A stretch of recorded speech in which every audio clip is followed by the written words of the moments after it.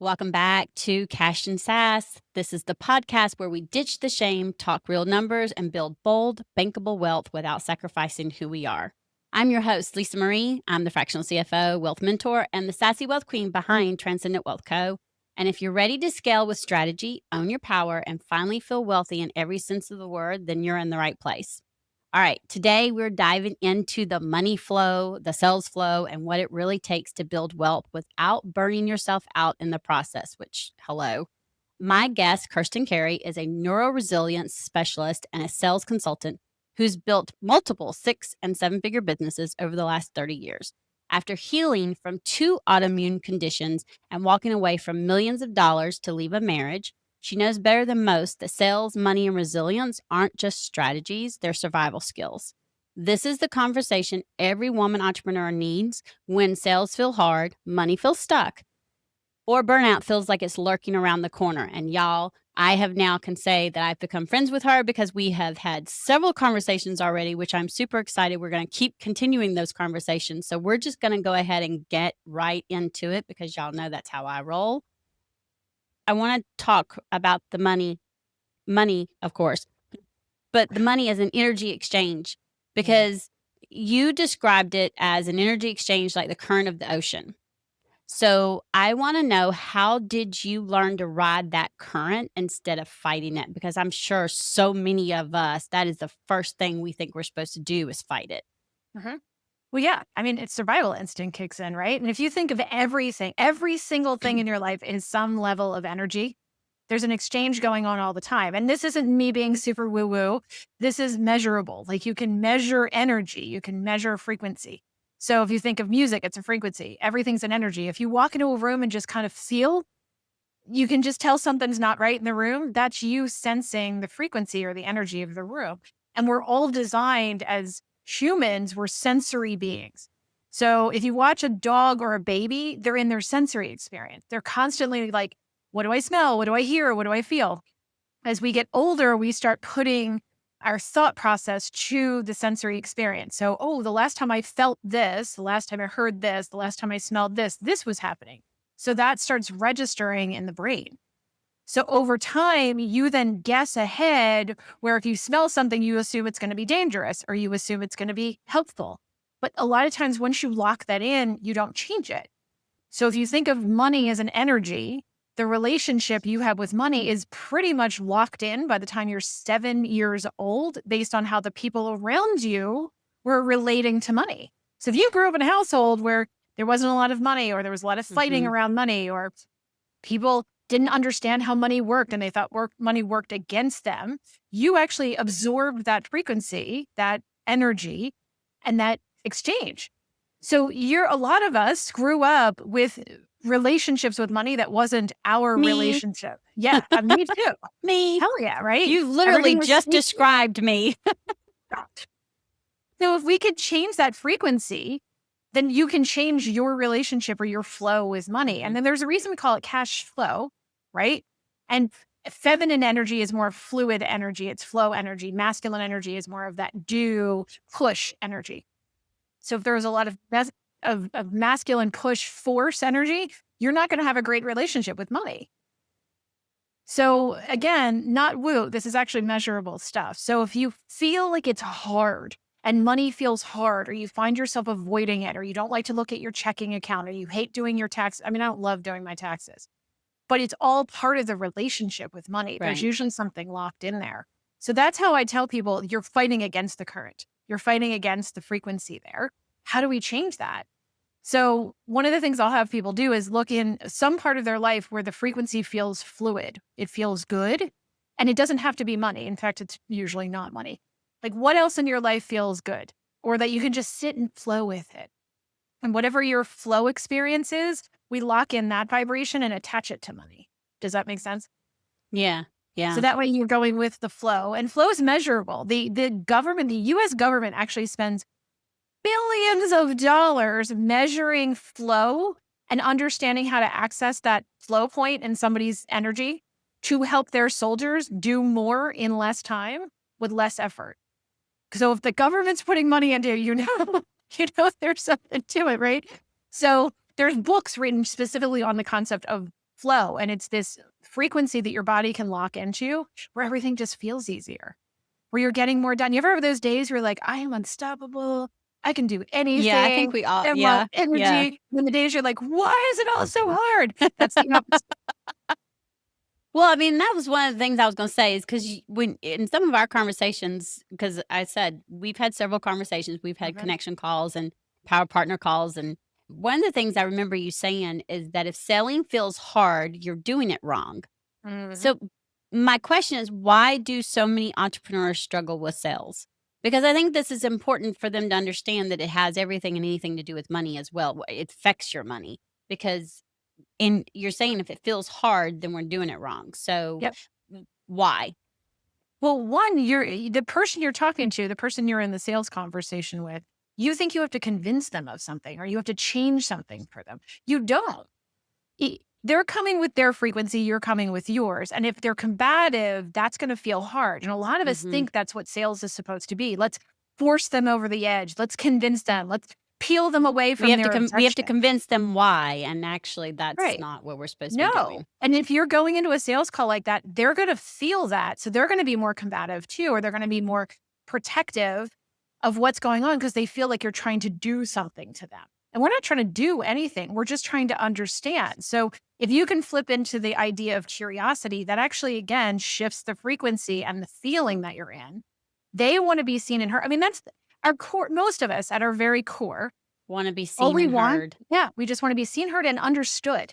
And if you Mhm. look at the core of most arguments, it's because one of the two people, if not both people or multiple people, feel like they're not being understood. So they're arguing their point because they think they can convince the other person to understand them differently. So if you look at sales, it's you trying to understand them. So if you take the position of I'm just trying to understand, let me ask you questions rather than let me tell you why this is good for you, changes the entire frequency of the entire conversation. And most people don't go into sales conversations that way. They think they have to say the perfect thing at the perfect moment. They have to trick them into saying something and telling them information. I mean, I've been through more sales course. I have books on my desk right now that are so like broy force masculine sales books. And a lot of them are trickery. It's how do you psychology of sales? How do you trick someone over the edge? How do you say the thing that makes them say yes? And I've studied all of that. I have degrees in a lot of that stuff, but that's not how it's supposed to be. If you have a product or a service and you think it may help someone and you go into a conversation trying to understand what their needs are and then trying to relate what you have to their needs, the sale, if it's the right fit, should be easy. If you Well, feel like that's you're what forcing it's right. bad. Yeah, and I agree, and that's one of the things I was gonna ask you is what is the framework for your framework for making sales feel aligned instead of forced? Because I think for so many, we're missing I see what you're saying, we're missing that piece. We go in like, okay, we have a sales call, we go in, our bodies go in saying we gotta convince, and actually what we need to be doing is going in with curiosity and listening, Mhm. right? So then if it's a good fit, it happens. Yeah, if you can go into any conversation really with, like, the Right. thought process of a 3-year-old. If anybody's been around a 3-year-old, you know their favorite question, their favorite word is why. Why, why, why, I why, why? ask that a lot now as 52, okay? Yeah, we do. And if you can go into it with the, "Well, why?" Because typically the answer they give you, there's something that's driving the answer underneath. So why brings you to an answer underneath. So the framework for the most part is, why are you here? What do you need? What are your biggest goals? And why are we here now? Like, why now? Why this? Why this? Why now? And most people try and go in and they've got their pitch. And if they say all the perfect things, then they logic them into it. No one, and I know that I get argued with this all the time, but this is 100% correct. No one makes decisions from a logical place.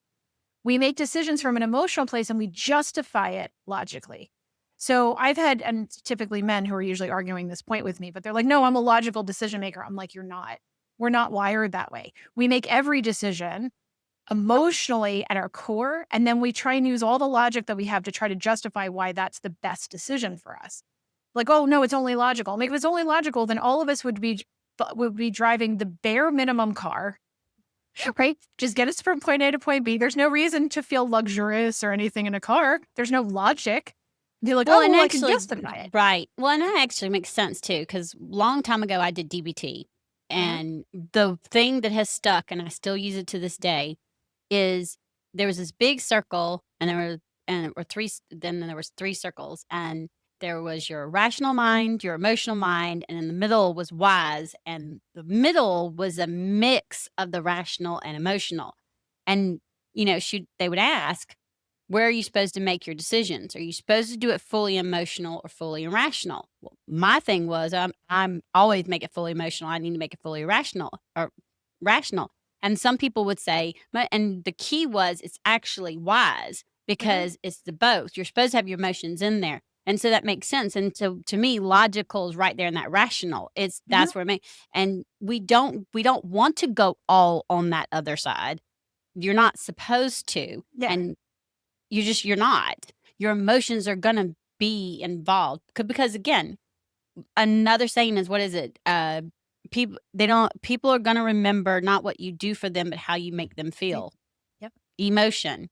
Yep. So, I mean, it plays a key part, and I think people need to realize that everything, it just affects the money. So, I'm gonna ask a personal question, okay? Yeah. Go ahead. You walked away from over $2 million That's a lot of money. to leave, just a lot of Yeah. freaking money to leave your marriage. And Mhm. I even have in my notes that that's like a bold, bold money decision. What did that moment teach you about wealth, worth, and trust? Oh.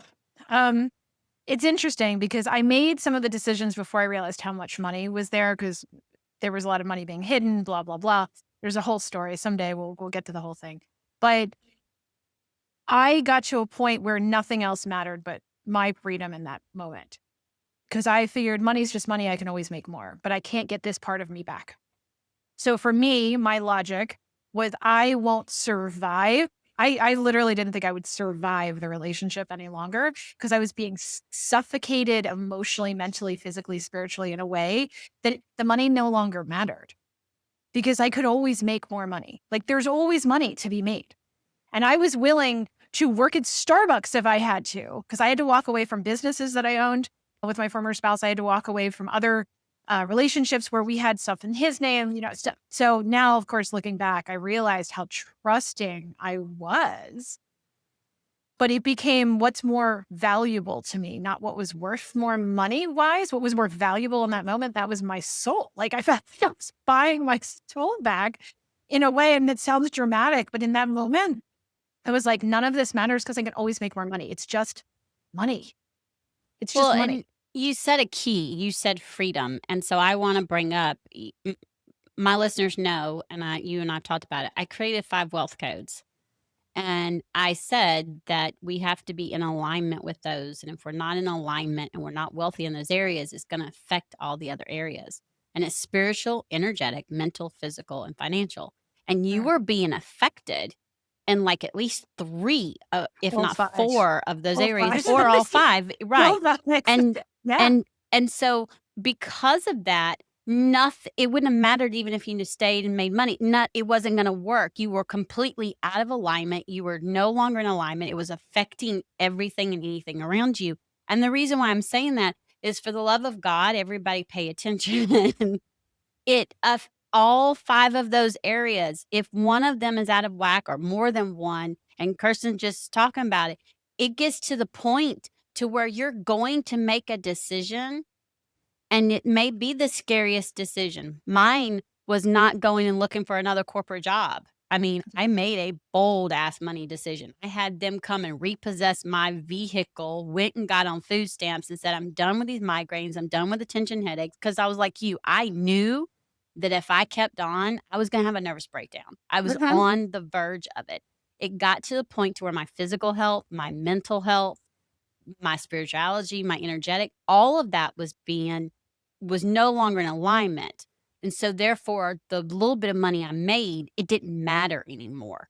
I was Right. barely making ends meet, so what did I have to lose is where it came from. And so sometimes we make those bold decisions and we're trusting and It's and just the and it universe. and it may not, it's not gonna be all rosy all the time.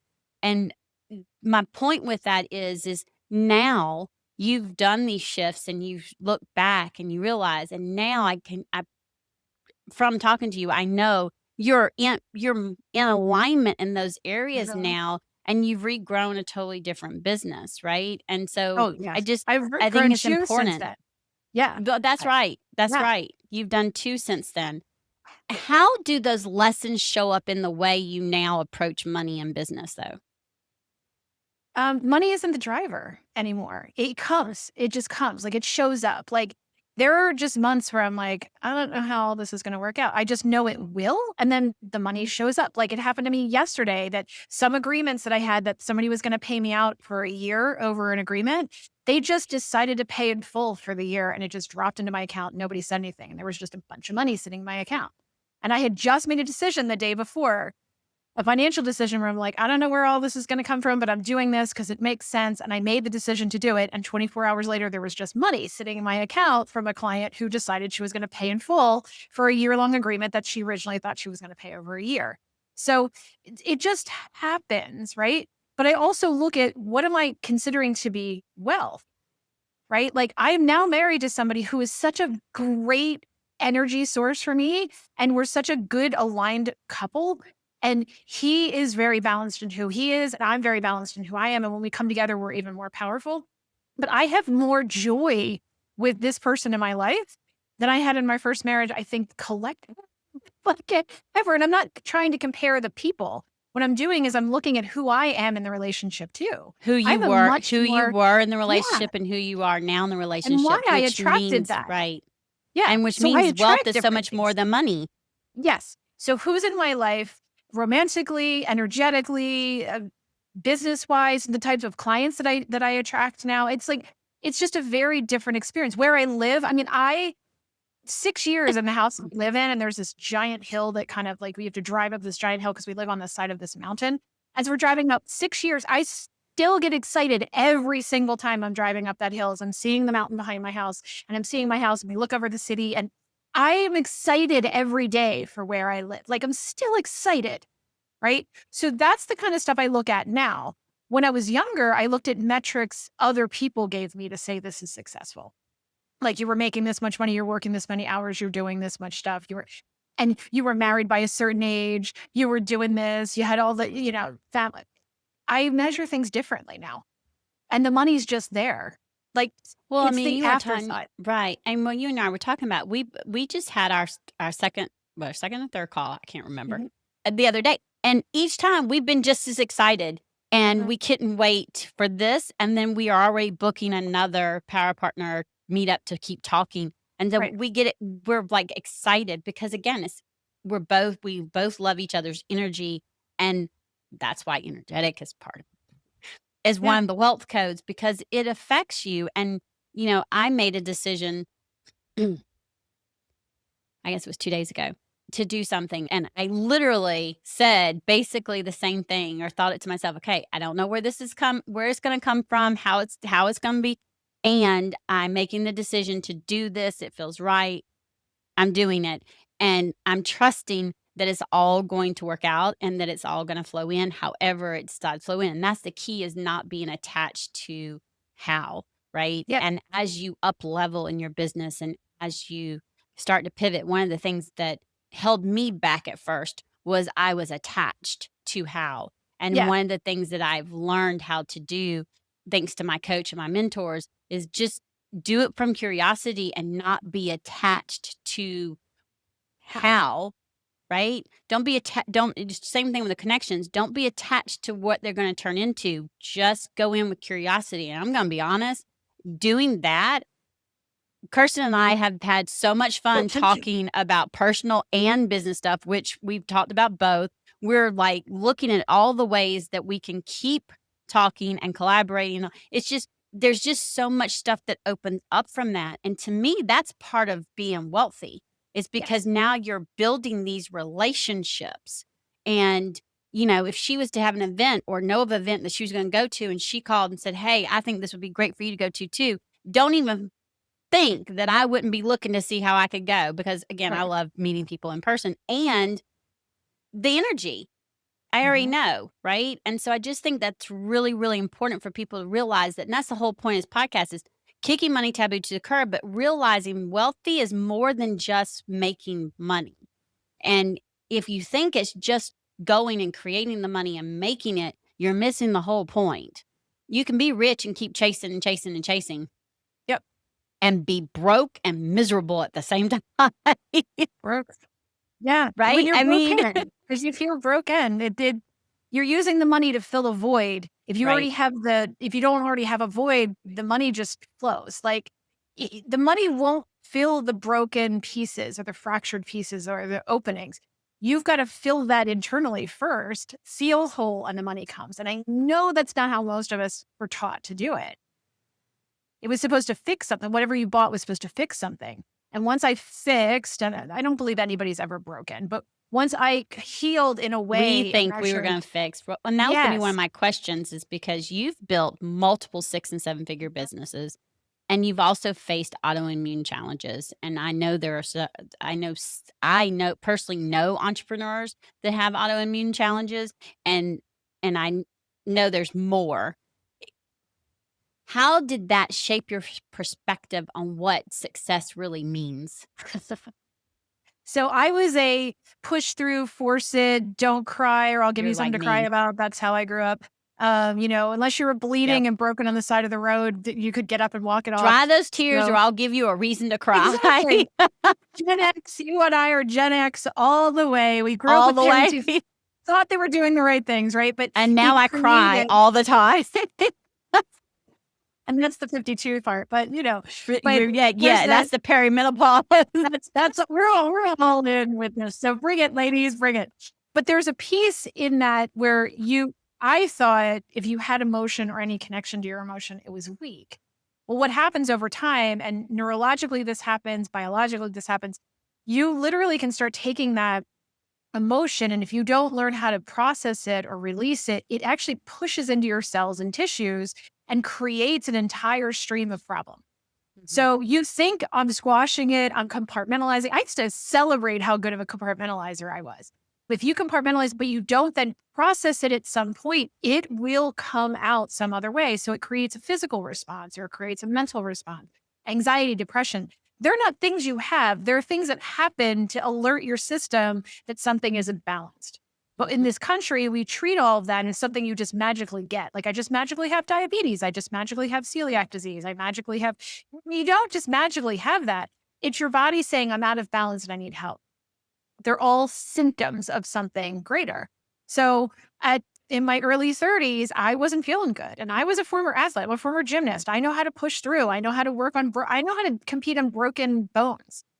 That's not something we should know what to do. Right. So when my body was signaling me that things weren't good, my marriage was off. I was traveling too much. I was taking on too much work, that kind of stuff. I pushed through and I used caffeine and I used alcohol and I used more food to try and make myself feel better. Well, all these things started going wrong and my skin was a train wreck and I was starting to gain weight, which I never was a kid who ever had problems with weight. And all my doctors were like, oh, it's just hormones. Oh, it's just this. Oh, here are your migraines. And they just kept medicating me. And all that was doing to my body was telling it that it needed to speak louder because I wasn't listening or trying to suppress it. You're So burning out. finally, in my early 30s, it hit me so hard. There were so many things going haywire for me, but it was stuff that like the doctors were like, that's normal. I'm like, it's common. It's not normal. It's not good. So I finally got into see a naturopath, and she diagnosed me with celiac disease, and I was like, what the actual heck is that? And then we found out I had thyroid disease, which is Hashimoto's, which is also an autoimmune condition. And it was just this cascade of things that were going wrong. So I had to do a complete about face. I walked away from my business because I just couldn't function anymore doing it. I started getting healthier. I started learning how to actually eat. I went back to school for nutrition and actually learned trueness on how the body works. And I opened a series of restaurants and wellness centers. And then I developed an entire program to help people reverse autoimmune conditions. So I went back to school and became a nutritionist and a natural health practitioner. And I have 1,000 degrees and certifications and all the things. But when I realized the simplicity of how the body works, it's a complicated system that is very simple. When you give it what it needs, it will heal on its own and come back and support you.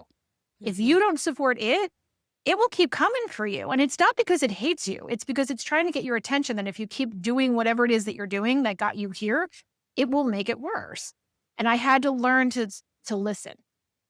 And that was really hard for me because my instinct from what I learned to do to stay safe in the family environment that I grew up in was you keep pushing, you don't complain, you suck it up and you walk it off. Right, right. And even today, I still, every now and then I find myself getting into that grind mentality where if I just push a little bit harder, like it's little things. And I joke about this, but it's really things that I still will find myself doing. And with all the training that I have is I'll be like, I'll just finish this one last thing before I go to the bathroom. I'll do this one last thing before I eat. And the next thing I know, it's an hour later. And I'm like, did jumping that up and down. yesterday. I was so bad. I haven't done that in a long time. And I did that yesterday. And it was almost, I'm going to admit it, it was almost 9 o'clock before I ate. Then you're like, well, after 9 o'clock, I was like, oh, crap. Pee. I eat dinner like at 6:30. I have a snack at 9 o'clock. Okay. I was Right. like literally having my meal and snack at this, and it's not good. You're not supposed to be doing that.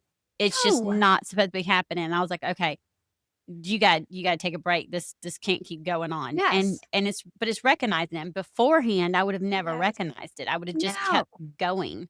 Yep. And these are the little ways that the body has been starting. So when people get to the point of now I have an autoimmune condition, you've been doing little things like that for a long time. And it's you trying to override your body sensation. So we're sensory beings, your body sensation saying it's time to stop, even for just a minute. It's time to stop, to eat or to pee or to just take a breath, to go outside and just breathe for a minute and come back in.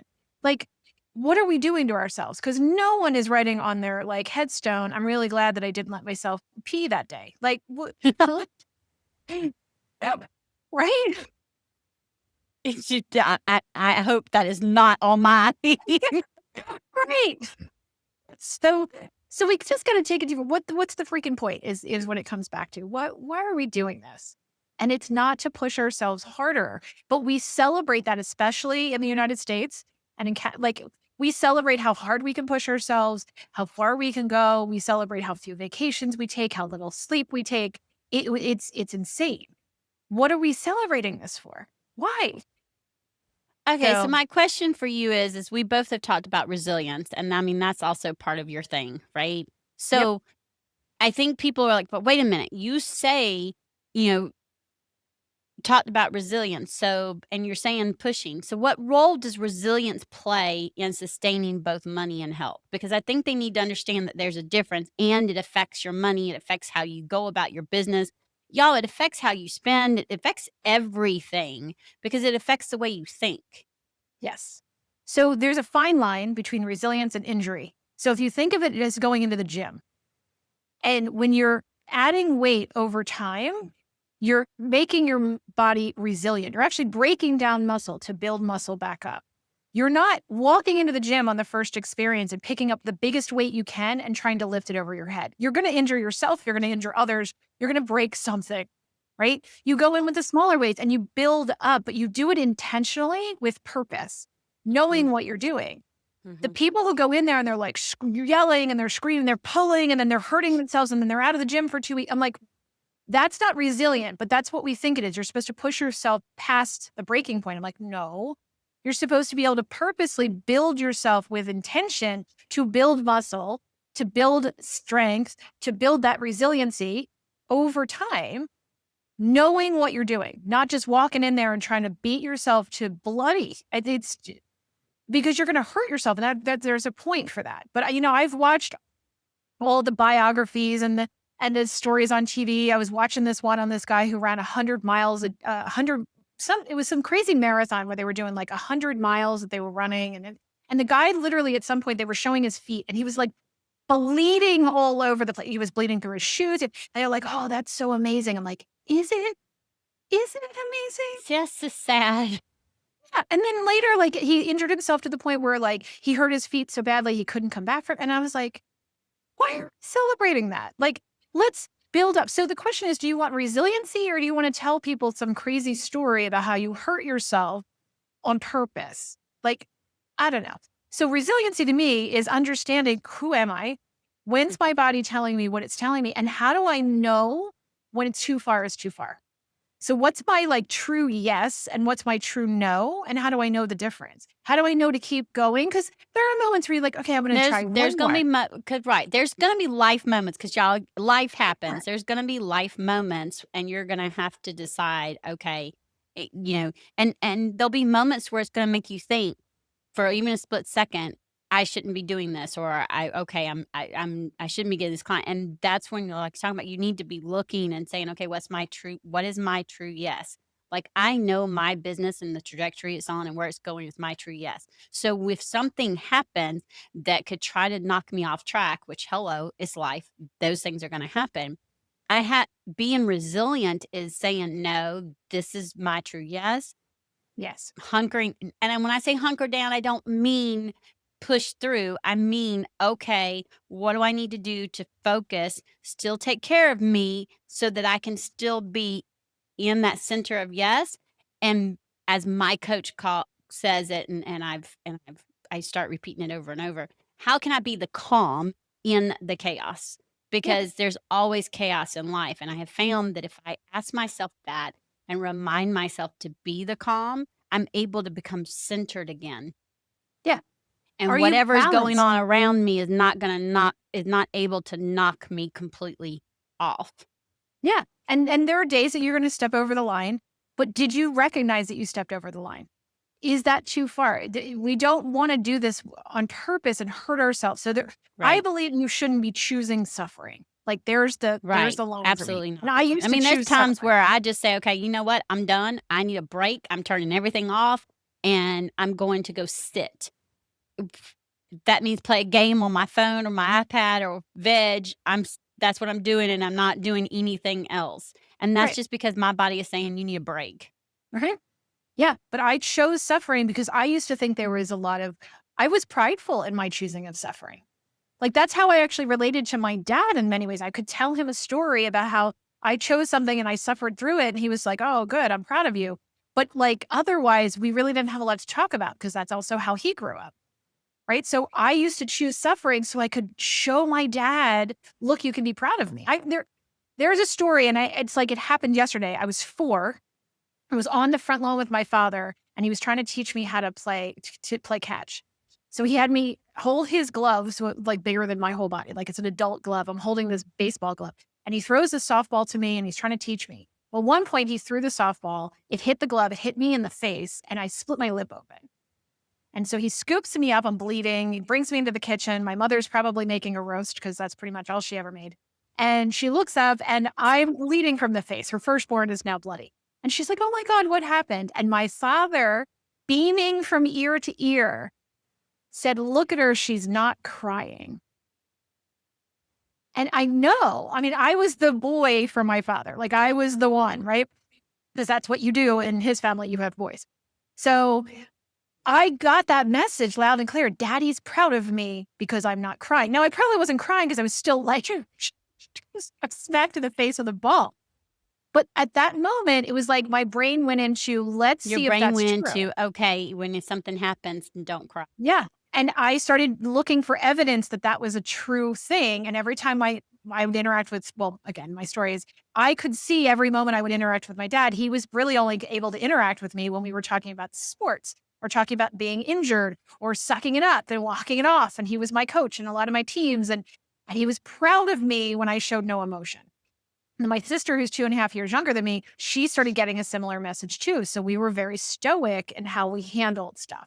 But we were emotional people and didn't know what to do with that because we didn't have a good example of how to process. Right. And then my brother's born, he's 14 years younger than me. He gets a similar message too, but it's different in the family because my sister and I are like these hardcore. So Well, and the point is all of this started affecting also how, like you said, how you pushed through, how you made money, how you went after the sales, and then you had to do the switch. And so I think it's really important, you know, for my listeners to, if you're thinking, okay, look, be honest, just look and see inside how are you doing it? Are you pushing through? Are you ignoring things, right? And are you looking at, because if you're looking at from this lens, then I guarantee you it's affecting how you're making Yeah. money, how you're thinking about Mm. money, because it's going to all be wrapped in. And Yeah, because if you look at money and you think things are supposed to be hard, you will make making money harder than it needs to be. and I used Or you won't amen. hold it when you Oh have it. my gosh, how can I tell you how I've done that? And I'm a fractional CFO, and you're like, people are gonna be listening to this going, "Wait, what?" Listen, I didn't always have a good relationship with money, okay? I thought money was only for the stuck up rich. Yeah.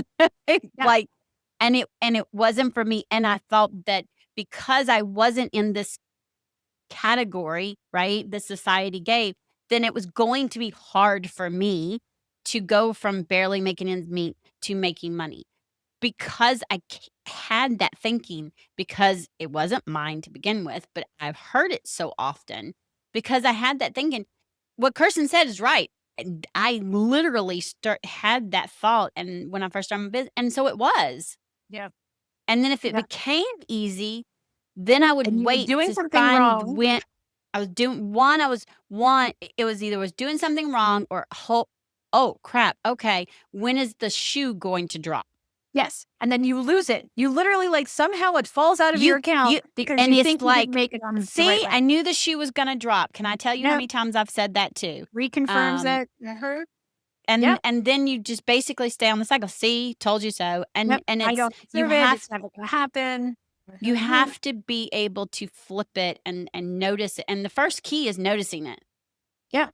Well, just look at how many TV shows or storylines tell you that the people with the money are the bad people and the people who don't have it are the good people. Like, I mean, just look at like the Titanic, for example. The whole story is basically wrapped around those in third class, those in first class. But look at how that storyline runs through just TV shows in the background. You know, the rich people are the bad people, the corporations, this. And I'm not saying that corporations and people don't do bad things that have money. But I'm not saying if you don't have it, you're good either. Money's It's not what's bad, people. though. No, It it's how you see the world. But and look at the and storyline. and you getting money isn't gonna change, because, it's the same thing as when some people come into money, they go, "Oh, it changed them." No, you're Yeah. just starting to They see were their true that. cut. They're Yeah. already there, you're just seeing their true colors. Mhm. Yeah, Yeah. because the more money I make, I'm able to make a bigger impact the more good I can do. It is Right. not changing who I am on the inside, and I know I have a big, huge heart, so that's just so it's not switching, but I used to think that. I mean, I used Mhm. to think it was gonna change me and make me some big evil person is the only way I know how to describe it. It how did and when we start and we change and we're flipping that, okay? How did you learn to charge your worth confidently? Because that's a big thing too. Yeah. I unfortunately, from the get go, I was really young. I was one of the I'm one of the youngest people in the National Speakers Association to have their CSP, which is Certified Speaking Professional designation. One of the youngest local presidents they've had, the youngest national board member they ever had. I was in on the National Speakers Association early, early, early, and I had people who are now my age, who were my mentors. And so I didn't know what I didn't know, but I knew I didn't know a bunch of stuff. So I listened to them. And from the beginning, I started getting paid. I started getting contracts with like Verizon and UPS and Aramark and some big companies. And I was smart enough to know that I didn't know what I was doing when it came to the pricing. So I was able to go to them and say, okay, these are kind of the things that I have. And I had some mentors early. And one of them said probably the thing that still sits with me today to how I price. I had this speaking opportunity to speak for Verizon. They had this large women's organization within Verizon. This was 30 years ago. And they said they wanted me to speak and they said, give us your pricing proposal, blah, blah, blah. And I was like, I don't know how much I charge. So I went back to one of them and I said, how much do I charge Verizon? And she said, okay, well, let's figure it out.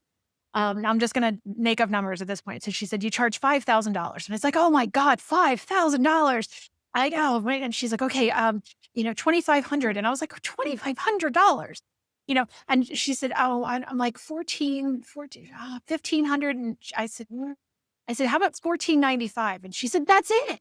And I said, how did you know that? She said, it was the first thing you said without flinching or laughing. I was like, what? She said, Kirstin, you can't charge what you can't say. And I was like, oh my God.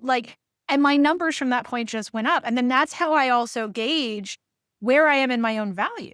Like I'll say the word out loud. And I used to do conferences where I would sit with clients and I would have them stand in front of the entire room and several hundred people in the room, and I'd have them say numbers out loud. And they were just numbers. And people would stop. There would be a group that couldn't say the numbers after that. They're like, oh, that's way too much to charge for what I'm doing. I'm like, why? Based on what? Where are we coming from? Unless you are literally charging a widget, but even the widgets, somebody's charging higher than everybody else and somehow they're getting it. So the first line of issue is, what can you say without laughing? Well, I mean, that would just be like when you're talking about how much money you want to make in a year, right? When I first started, it was just, again, my whole wealth part was freedom. Mhm. I wanted freedom away from what I was feeling. Not, it was if I barely made ends meet, it was going to be on my terms.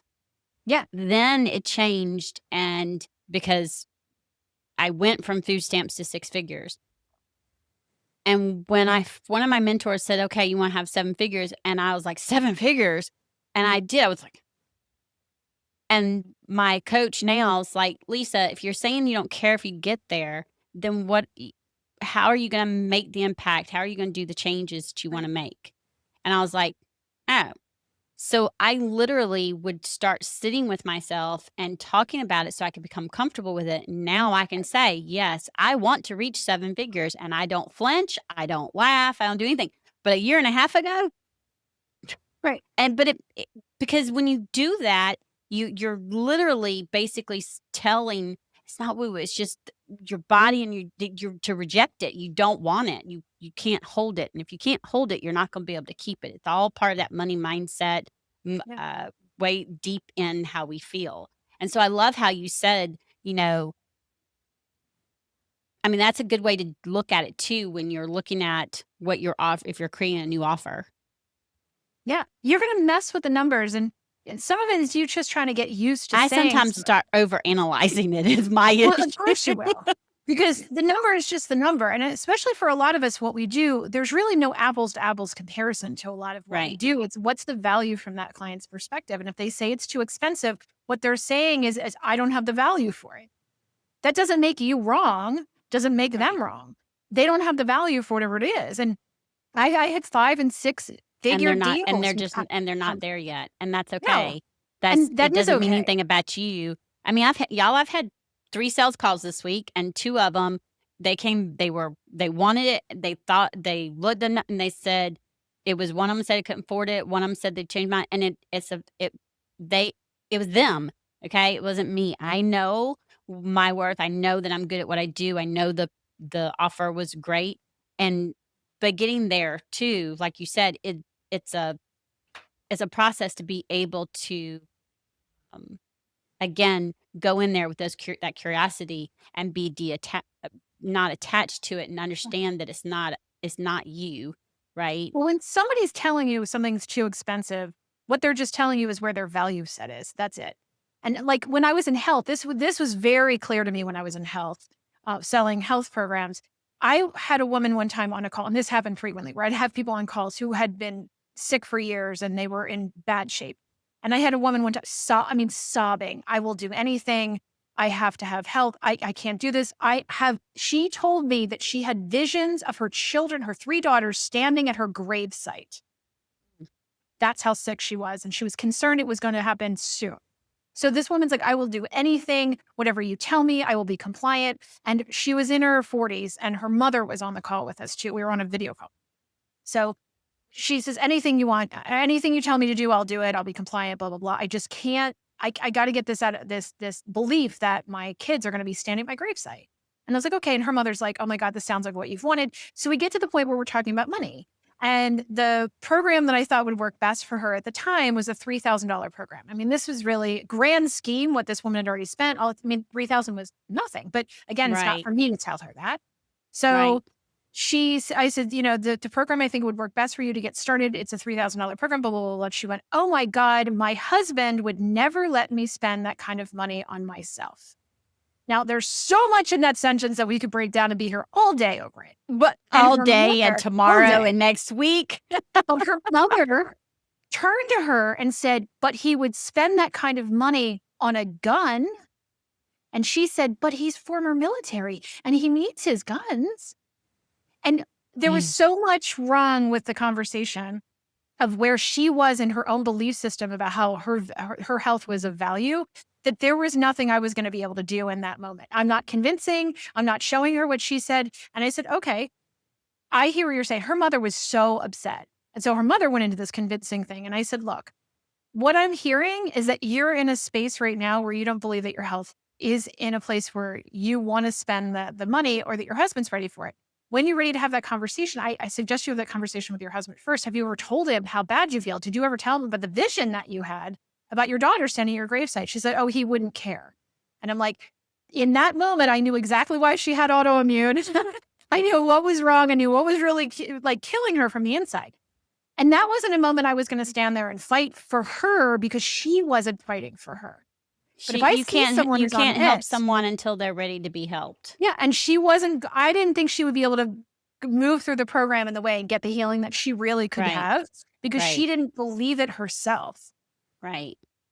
But then I've also had conversations with people who are spending $25,000 and $30,000 and $50,000 on programs that I have who just go, I don't know where I'm getting it, but I'm going to figure it out because my health is the most important thing. And then they sell a car or they sell an annuity or whatever. It's not for me to decide what's expensive or not expensive for people. It's for me to realize where the person's coming from. And if they're not ready to fight for themselves, it's not my job to fight for them, which was a big piece for me in the health space. Because I'm like, I can see it. And I it's see people important getting to help see at that any just time. because and it may be a no now, and they're in a certain situation where they can do it, and then they come back 6 They months do. later, a year later, and they're like, I don't even need a payment plan here. I've got it. Yep. And Because people now have figured that out. because then they'll tell you, I wasn't ready then, but I'm ready now. And so Right.